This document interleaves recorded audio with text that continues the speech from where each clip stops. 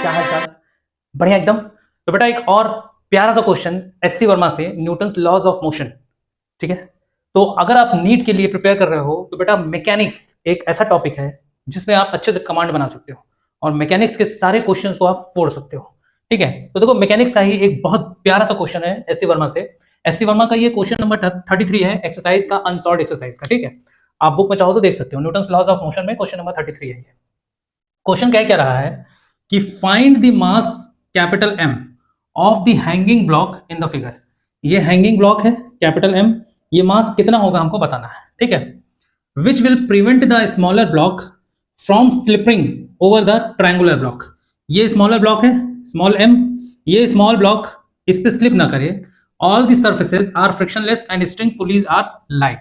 अब देखो क्वेश्चन क्या कह रहा है, क्वेश्चन ये कह रहा है कि भैया आप इस कैपिटल मास एम की वैल्यू बताइए सच दैट ये जो स्मॉल ब्लॉक है ये इस ट्रायंगुलर ब्लॉक के ऊपर स्लिप ना करे। क्यों ये स्लिप करेगा, एक बात ये बताओ बेटा, ये जो ट्रायंगुलर ब्लॉक है इसका मास है कैपिटल एम डैश। ठीक है, अब एक बात ये बताओ, ये जो स्मॉल ब्लॉक है इसका एक एम जी कॉम्पोनेंट नीचे लगेगा।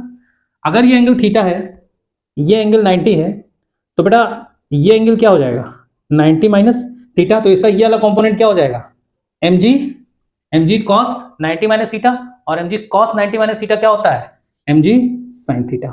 तो क्या ये एम जी साइन थीटा बन जाएगा। तो ये एम जी साइन थीटा जो कंपोनेंट है बेटा, ये एम जी साइन थीटा इसको नीचे की तरफ स्लिप कराएगा।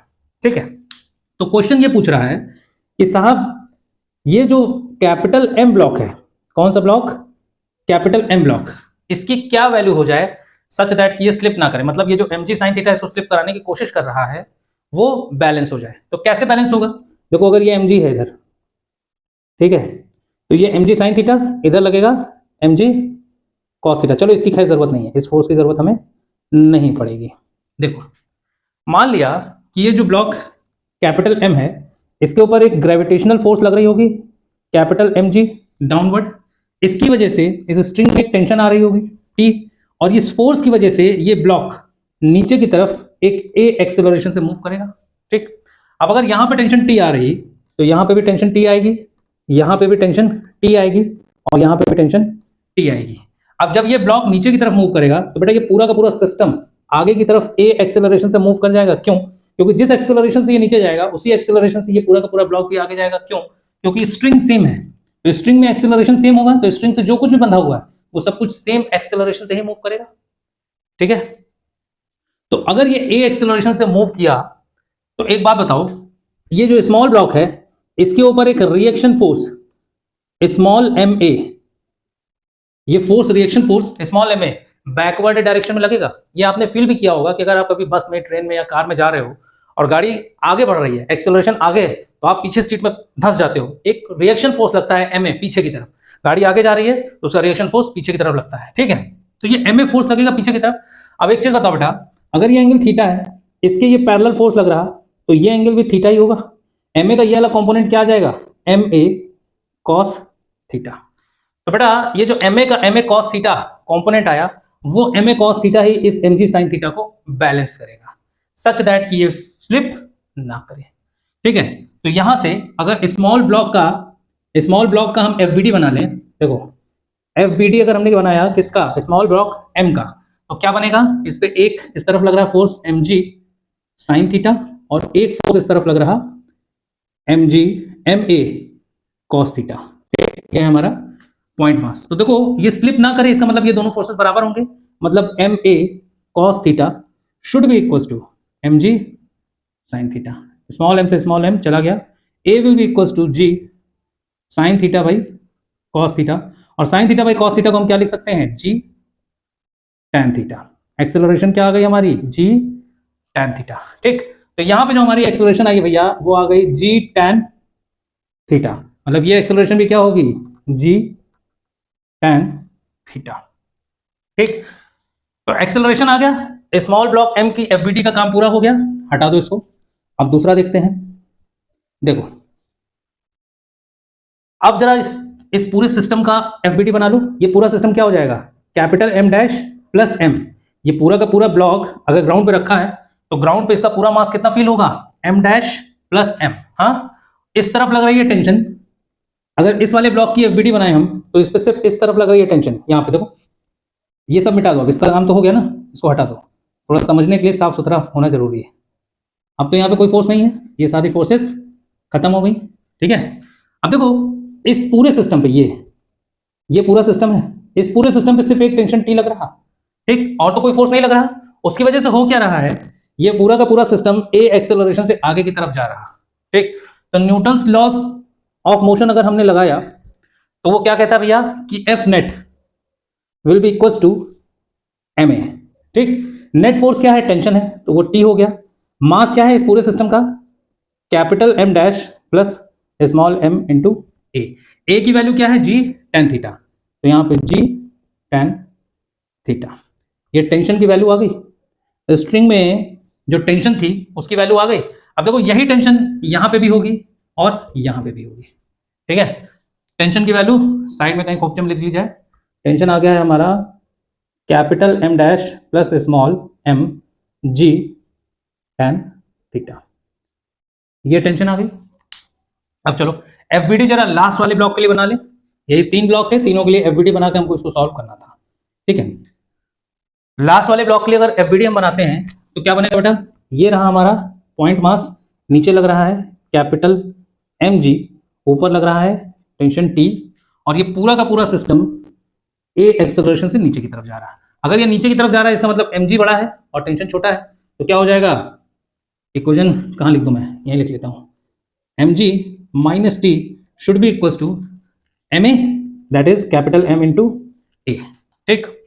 अब देखो इस एफबीडी का काम खत्म, M G minus T equal to M A, देखो M G minus T equal to M A. अब देखो टेंशन की वैल्यू आ चुकी है, एक्सेलरेशन की वैल्यू आ चुकी है, रख दो जरा, capital M G minus tension कितना था, capital M dash plus small M into G tan theta equal to capital M into acceleration, acceleration कितना है, G tan theta, G tan theta, ठीक है। अब हमको कैपिटल एम की वैल्यू चाहिए ना, तो कैपिटल एम एक तरफ रखो, बाकी सारी चीजों को एक तरफ रखो, इसमें कैपिटल एम इन्वॉल्व है, इसमें कैपिटल एम इन्वॉल्व है, दोनों को एक तरफ ले आओ, M G capital M G minus capital M G tan theta equal to, ये पूरा टर्म इस तरफ जाएगा तो क्या हो जाएगा, प्लस में M dash plus small M into G tan theta, capital M common ले लो, क्या हो जाएगा ये, G minus G tan theta equals to M dash plus M G tan theta, ठीक है। तो कैपिटल एम यहां से क्या आ जाएगा, कैपिटल एम आ जाएगा capital M dash plus small M G tan theta divided by G minus G tan theta, ठीक है। जरा ऊपर जगह बना लीजिए, देखो हमारा कैपिटल एम ये आ चुका है। अब इसमें जरा जी टेन थीटा हम कॉमन ले लें डिनोमिनेटर में, तो कैपिटल एम क्या बन जाएगा भाई, capital M dash plus small M G tan theta upon denominator से हमने जी टेन थीटा कॉमन ले लिया, जी टेन थीटा हमने कॉमन ले लिया, तो यहां पे जी टेन थीटा कॉमन लेंगे तो क्या बच जाएगा, जी से जी कटेगा, वन अपॉन टेन थीटा बचेगा, माइनस जी टेन थीटा हटा तो माइनस वन, जी टेन थीटा खत्म हो गया। अब सुनो, वन अपॉन टेन थीटा को हम क्या लिख सकते हैं, कॉट थीटा, तो कैपिटल एम की वैल्यू क्या आ गई, capital M dash plus small M upon cot theta minus one, that is your final answer, ठीक है। ये आ गया आपका कैपिटल एम की वैल्यू। अब सुनो एससी वर्मा का क्वेश्चन यहां खत्म हो गया, लेकिन अगर मैकेनिक्स में कमांड है, अगर हमें मैकेनिक्स आती है तो क्वेश्चन में चाहे कुछ भी पूछे हम निकाल सकते हैं, इस क्वेश्चन को हम थोड़ा और एक्सटेंड कर सकते हैं अपने तरीके से। एससी वर्मा का क्वेश्चन तो सिर्फ ये था कि आप कैपिटल एम की वैल्यू बताइए, कैपिटल एम की वैल्यू आ गई, that is M dash plus M upon cot theta minus one. लेकिन बेटा मेरी बात मानो, अगर मैकेनिक्स आती है, कंसेप्ट क्लियर है, तो हम क्वेश्चन को चाहे कितना भी एक्सटेंड कर दें, कितना भी ट्रिकी कर दें, वो सॉल्व कर ले जाएंगे। अब इस क्वेश्चन में मैं अपनी तरफ से क्वेश्चन बढ़ा रहा हूं कि find the net force applied by the string on the पुली। मैं क्या कह रहा हूं, ये आंसर है, ये आंसर खत्म, क्वेश्चन खत्म। अब इसका नेक्स्ट पार्ट मैं आगे बढ़ा रहा हूं क्वेश्चन में, मैं कह रहा हूं कि भैया आप नेट फोर्स निकालो, एफ नेट निकालो, कहां पे, पुल्ली पे, पुल्ली पे कितना फोर्स लग रहा है, कैसे निकालोगे? देखो पुल्ली का एफबीडी बनाओ, अभी तक हम लोगों ने सबका एफबीडी बनाया लेकिन पुल्ली का एफबीडी नहीं बनाया। अगर हम पुल्ली का एफबीडी बनाए, एफबीडी ऑफ पुली, पुली की एफबीडी बनाए, तो देखो ये है पुली, जो भी मास होता है उसको हम पॉइंट मास की तरीके से डील करते हैं। Strings and pulley are light, ठीक है, लाइट है, पॉइंट मास है, ठीक है। इस पे एक फोर्स लग रहा है नीचे, टेंशन टी, इस तरफ फोर्स लग रहा है टेंशन टी, इन दोनों के बीच का एंगल कितना है 90, तो इनका जो नेट फोर्स आएगा वो इधर आएगा। अब जितना फोर्स इस क्लैंप पे लगेगा इस तरफ, वही उतना ही अपोजिट फोर्स वो पुली पे लगाएगा। क्लैंप पे जितना फोर्स पुली लगाएगी उसका equal and opposite force clamp pulley पे लगाएगा। तो हमको एफ नेट निकालना था किसका, पुली का, तो पुली पे एफ नेट कितना आएगा, उतना ही आएगा जितना कि क्लैंप पे आएगा। ये क्लैंप है ना ये, ठीक, तो इस क्लैंप पे इस डायरेक्शन में इन दोनों टेंशन की वजह से, टेंशन क्या होती है, टेंशन एक तरीके की फोर्स ही तो होती है, टेंशन की यूनिट भी न्यूटन होती है, ठीक है, तो टेंशन भी एक तरीके की फोर्स है। तो इन दोनों का जो रिजल्टेंट आएगा, इन दोनों का जो रिजल्टेंट आएगा वही एफ नेट होगा। तो अगर दो फोर्सेस के बीच का एंगल 90 है तो कैसे निकालते हैं भाई, नेट कैसे निकालते हैं, एफ नेट क्या हो जाएगा, एफ नेट हो जाएगा root over T square plus 2 T T cos 90, cos 90 की वैल्यू 0, मतलब ये पूरा टर्म खत्म, ये पूरा टर्म खत्म, ये क्या हो जाएगा T square plus T square 2t square, T बाहर आ गया, T root 2 newton, T root 2 newton, इतना फोर्स क्लैंप पे लग रहा है। अब अगर क्लैंप पे इतना फोर्स लग रहा तो क्लैंप इसका इक्वल एंड अपोजिट फोर्स लगा रहा होगा किस पे, पुली पे। तो देखो एफ नेट पुली पे कितना आ गया, एफ नेट पुली पे आ गया टी रूट 2, देखो एफ नेट ऑन पुली, पुली पे क्या आ गया एफ नेट। अगर टी रूट 2 इस तरफ आ रहा था तो पुली पे माइनस टी रूट 2 लग रहा होगा, that is minus T root 2 newton का फोर्स पुली के ऊपर लग रहा होगा, क्योंकि टी रूट 2 तो क्लैंप पे लग रहा है, इक्वल एंड अपोजिट ना, तो माइनस साइन क्या दिखाएगा, अपोजिट फोर्स, ठीक है। और टी की वैल्यू क्या है, ये है, तो इसका मतलब जो फोर्स होगा वो होगा minus of M dash plus small M G tan theta into root 2, इतने न्यूटन का फोर्स इस पुली पे लग रहा होगा, ठीक है। तो अब इस क्वेश्चन में और कुछ नहीं बचा यार, चार ही चीज थी, एक स्मॉल ब्लॉक, एक कैपिटल ब्लॉक, एक ये ब्लॉक, एक पुली और स्ट्रिंग्स, बाकी सब तो खत्म। तो इस पूरे क्वेश्चन का पूरा पोस्टमार्टम हो चुका है। तो बेटा बिलीव मी, एक एक टॉपिक मैकेनिक्स को इतना स्ट्रॉन्ग कर दूंगा कि नीट में एकदम फोड़ दोगे, नीट 2023 आप एकदम फोड़ के आओगे मैकेनिक्स का सारा पोर्शन, ठीक है। तो एक एक क्वेश्चन के हिसाब से हम लोग पूरे के पूरे कॉन्सेप्ट को कंप्लीट करते चलेंगे। तो बने रहिए, पढ़ाई करते रहिए और खुश रहिए।